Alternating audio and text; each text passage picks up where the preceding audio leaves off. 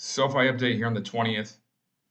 So I keep on getting a lot of comments talking about I don't know what I'm talking about.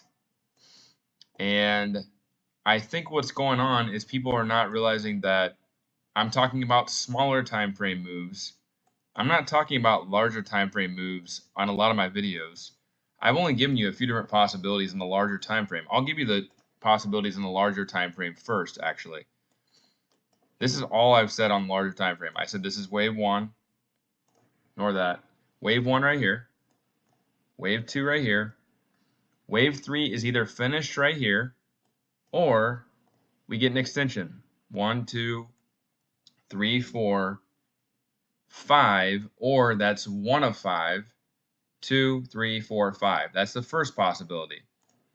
Second possibility is that we are in a fourth wave already. This is the overall third wave. I just showed you 5 waves. And so we're in a bigger fourth wave here.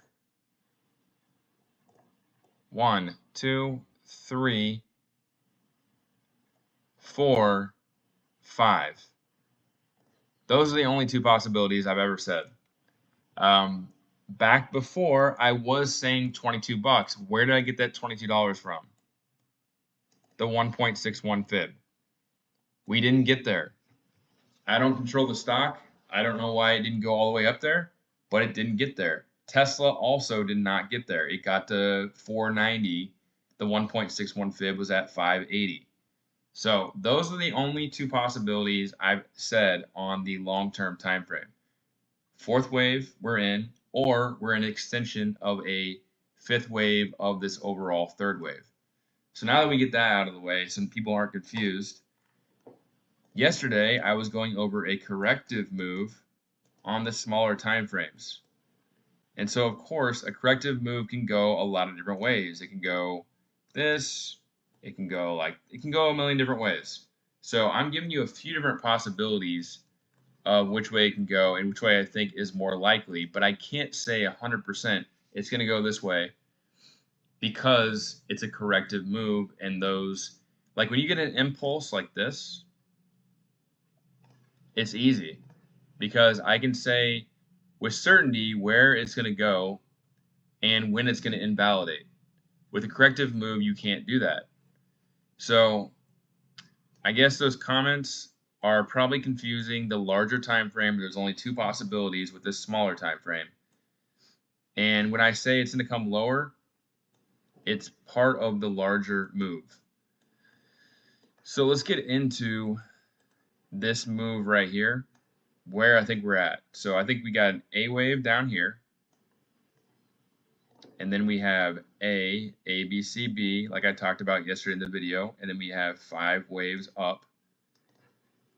I think that it's more than likely after today's move, big move lower, that we are going to continue to the downside. More than likely. Because of how it worked out, basically. We did come into this demand zone that I talked about yesterday in the video. If you bought down here, you could have already made some money. Now we have another supply zone up here between 1613 and 1637. And so we can bounce all the way there before we get the next leg down. That's very likely. But the reason that I think continuation to the downside is most likely is because of the timing of this. We have 11 days down. We have 15 days up, and now we're only 2 days down. It wouldn't make much sense for this to be subwave B, because a subwave B would take much longer. So that means it's more than likely, out of the 2 possibilities that I talked about in the video yesterday, that the B wave is actually finished here. So what does that mean going forward? It means that we're likely to go all the way down here to 1380. That is more likely. But short term, since we came into this demand zone, I won't be surprised if it comes back up here to 1615 to 1638. There's a small gap right here. Short term, there's a small gap right there. So we could potentially just be in And look at that, the 1.61 fib actually goes down there. This might have been the A wave of a move down. And I think it's very likely it is. So I think the most likely scenario from here is A, B, C down here to 1380. And then that completes an ABC move. The good thing about this is if it holds 1363, it can still be that second wave. And we can still have that extension I just talked about. 1, 2, 3, 4, 5, like that. But it can also be ABCA of a fourth wave down to 1380. So 1380 here, that can be wave A,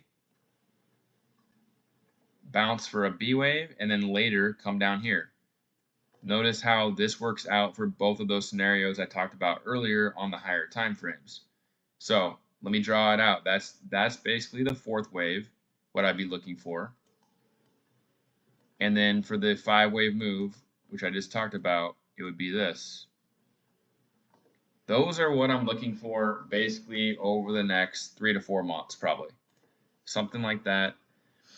And I would lean towards this scenario mostly. I think this one makes the most sense based on what I think the overall market's going to do.